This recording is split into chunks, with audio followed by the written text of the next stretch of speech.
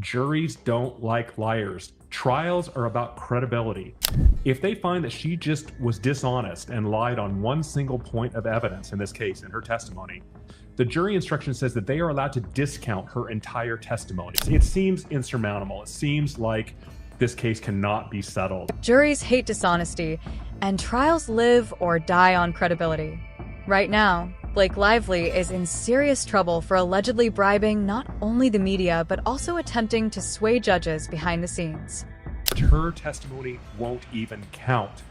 And that is that's a harsh reality, because if the jury chooses not to listen to anything she has to say, she's the best witness in this case. So her testimony is super important in this case. And if you can show the jury that she's lied, juries don't like liars. Trials are about credibility. Trials are about the truth, and juries want the truth. And if you lie to them, they will hold it against you. She supposedly tried to strong-arm the legal system, hiding critical evidence just to maintain her phony victim image. The moment the jury suspects she lied about any piece of evidence, they're allowed to ignore her entire testimony.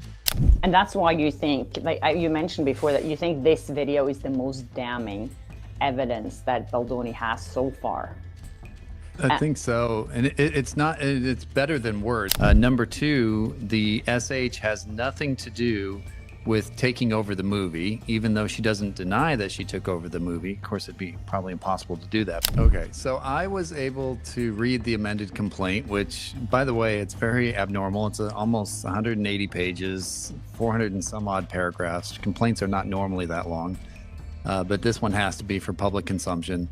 So it kind of makes them look like they're trying to take that video, now that it's out, and kind of spin it in a different direction. And at this point, the truth is coming out, making her downfall feel all but guaranteed. Blake Lively had changed some stuff up in her amended complaint. Now she is describing that dancing scene very differently than she did in her first complaint. Blake Lively made, and she lied in their minds about what occurred during that dancing scene, because she wasn't aware that there was audio that would maybe explain and give some context to what was happening there. So of course she changes her in her amended complaint, she changes the view of it a little bit. She's basically turned into Hollywood's worst-case scenario, which is impressive given her lackluster acting record and a handful of flops. But this isn't just about bad career decisions. It's about bribery, corruption, and getting called out under oath. Really what they did is they said, well, yes, all of that happened, but when Baldoni was in that scene dancing, he wasn't in character, and she was being forced to act as though she loved him, which is, in my mind, just acting. And so rather than saying that these horrible things happened, now they're saying, well, no, yeah, but she didn't want that, and he wasn't really in character, and it wasn't within the context of what it should have been. So they're trying to skew it kind of a different way. Number four, the smear campaign designed by Baldoni's team was intended to derail the SH claims that Lively brought later in time, which seems a little odd to me. Her bad press came in early August, and yet the complaint to the CRD didn't happen until December 20th. We've all seen celebs slip out of sticky situations, but Blake reportedly messed it up so badly that the judge himself blew the whistle on her nonsense. That move basically made her testimony worthless, which is catastrophic since she was supposed to be the star witness. That's Blake Lively's PR firm begging to be let go of the case. I think actually they may have the worst messages of all. If they find that she just was dishonest and lied on one single point of evidence, in this case, in her testimony, the jury instruction says that they are allowed to discount her entire testimony, because jurors are very bright, especially collectively. When they're all together, they all come from varied backgrounds. They're the smartest people in the room collectively, and they generally get the right result. Yeah, and you better hope that these HR complaints are genuine and credible. There's some credibility to them, because if we do learn that these were brought about by Blake Lively and her team, it's just going to compound already all the other bad facts that they're dealing with. Her lawsuit against Justin Baldoni started off as a joke and only got more extreme when rumors said she and her people tried to pay off a judge to bury damning evidence. The desperation level is insane. One minute she's bragging that she has receipts, the next she's panicking about whether she can ever show her face again. I think they probably won't listen to any experts or advisors or lawyers at this point. It doesn't sound like this because they make so many mistakes and bad decisions. And it's only to try to take back the narrative that Baldoni's team has done a very good job of it. And perhaps the reason they've done such a good job, the Baldoni's team, is because they have more truth on their side than perhaps Blake Lively does. Or you could get into it and just get completely obliterated, because lawsuits are not pleasant. But it sounds like you have grounds to file a lawsuit. It really is an impactful and powerful piece of evidence that's going to go against Lively, and that's why her deposition is not going to be pretty. There were two new women who were willing to testify against Baldoni that they have been allegedly felt uncomfortable on set, but they didn't name them. But now it's already kind of leaked who they are. In reality, if you prove she lied on even one detail, the jury can ditch her entire version of events. Judge Lyman, clearly fed up with the media circus, called it a war between PR firms, not a legitimate legal fight. Translated, it's a Hollywood circus, and he's done playing along. Court cases are supposed to expose the truth, and jurors hate being lied to. If they suspect you're faking it, they'll toss you aside fast. And so it's not just a lawsuit, it's a PR campaign. The fact that they didn't include the names, in my mind when I was reading it, made it felt like it wasn't real or it wasn't very credible. Leaked HR complaints that was circulated around last week, and a lot of people commented on them. They were not picked up by the press because they looked quite suspicious. This is insane. What are you talking about? She genuinely is not aware of how insane she sounds. Right now, both sides are under strict orders to kill each other, and that's what's happening. Both sides are trying to kill each other, and right now Baldoni's team is winning hands down. Public opinion is completely behind him. While Team Blake Lively may think they have the upper hand, sources say she has no idea what's coming regarding her battle with Justin Baldoni. Let's rewind to the start. Blake slapped Baldoni with a lawsuit, painting herself as an innocent victim straight out of a schmaltzy love story. She insisted she had airtight evidence and claimed Baldoni was the ultimate villain. Then, surprise, she got caught making things up. So she tried rewriting history like a student who forgot their final essay, changing major points and stuffing in extra fluff. She ended up filing a revamped complaint that felt more like sloppy fan fiction than real legal paperwork. Blake Lively and Ryan Reynolds, they need to listen to their lawyers, and they need to resolve this case if possible. Blake Lively and Ryan Reynolds have hired former CIA agents with a proven track record of lying to the public, gaslighting the public. You're basically saying you're a liar. You misrepresent who you are in the court of public opinion. They've lost. Because not only could it be not good for the legal case, it's going to be an absolute nightmare for the PR side. And so I think the sooner that they can kind of figure out a path out of this, the better. There's a lot of comments that she puts in here that you're just like, why would you want to take over someone's movie? The outfits in this end are so out of touch. No, we don't want to watch bullies like Blake. Check this out. She crammed 180 pages into her amended complaint. Typically, lawsuits like this run 20 to 25 pages. 180 is outlandish. Insiders say it's a classic smokescreen. Dumps so many pages that nobody notices there's nothing concrete. Instead of a real legal argument, it reads like a PR ambush aimed at making headlines before the facts can catch up. Her big smoking gun was some video of a dance scene she claimed was totally horrifying, supposedly backing up her accusations.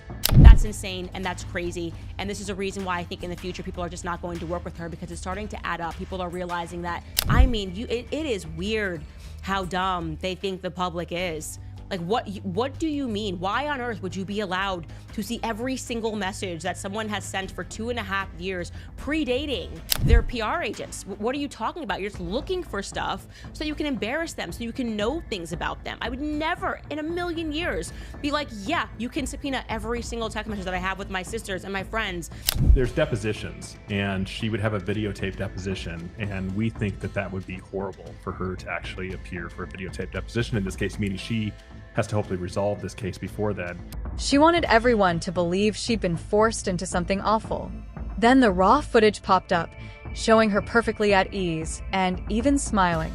Legal experts shredded her claims, and her own publicists likely had a meltdown. After that, She switched gears, saying Baldoni wasn't in character, and she was forced to act like she liked him, as if that isn't literally what actors do. Lawyers who weighed and called it laughable, noting how a single proven lie can make a judge tell the jury to disregard everything else you say. And that's just it. Lively seems to have spun a web of multiple lies. If this fiasco makes it to trial, she's in a heap of trouble. Rather than accept defeat, she allegedly tried a next-level trick, bribing the court. Suddenly, her legal team demanded something called attorney's eyes only, meaning only lawyers, neither Blake nor Baldoni themselves, could see certain documents. You don't ask for that unless you're hiding something huge. Word on the street is there are 100 million reasons she wants things kept in the dark, which sounds like hush money. Judge Lyman basically told her no, stressing that courts serve the public, not the private interests of a famous actress. That's ironic, because Lively and her husband Ryan Reynolds kicked off this whole PR war by feeding the media a sob story where they cast themselves as victims. But once the narrative swung away from them, they yelled for privacy and special legal treatment because they're rich and famous. Lawyer Brian Freeman shut them down, reminding them that the law doesn't have a VIP lane. In other words, they can't just buy a neat, tidy ending. As her case goes downhill, she's trying everything, rewriting her accusations, pumping out new stories, and apparently waving cash around. None of it's working. The judge sees through it. The press is less sympathetic, and the so-called victim facade is falling apart. The problem? Once a jury thinks you're lying, you're finished. No Hollywood glamour can fix that. Then we hear about two mysterious, secret witnesses, unnamed actresses who supposedly have dirt on Baldoni. But they're not listed in the legal filing, and no major outlet would touch the story. If these people were legit, they'd be named. Observers tagged it as another PR stunt, one that only makes Blake look more desperate. As if the madness wasn't enough, Lively's team also accused Baldoni of toxic positivity, basically saying he's suspiciously nice. That's how far off the rails this has gone. Being too friendly at work is apparently a major sin in Blake's world. It's no shock that everyday folks are siding with Baldoni. Her claims have become absurd, pushing her lawsuit from scandal into full-blown parody. In what might be the biggest sign of panic, Blake supposedly hired former CIA operatives to fix her PR meltdown. Let that sink in. She's treating this like some cloak and dagger operation. Meanwhile, even top PR agencies wanted nothing to do with this fiasco because it's become so radioactive. When professional spin doctors walk away, you know the ship is sinking. So what's she covering up? The common theory is that there's something seriously damaging lurking in her private files. Remember, she and Ryan manipulated the press early on, getting the New York Times to run pieces, making her look blameless. Now, even the judge calls it a publicity stunt, not a real case. Then there's the whole question of subpoenaing Taylor Swift's messages, suggesting something bigger might get exposed. If the court refuses to seal these records, all that evidence could go public, and Blake might be forced to settle just to dodge total humiliation. If she actually gets deposed under oath, any contradiction could destroy her. She's altered her account of events so many times that it's likely she'll slip up. That's how a star loses a lawsuit in the most public way possible.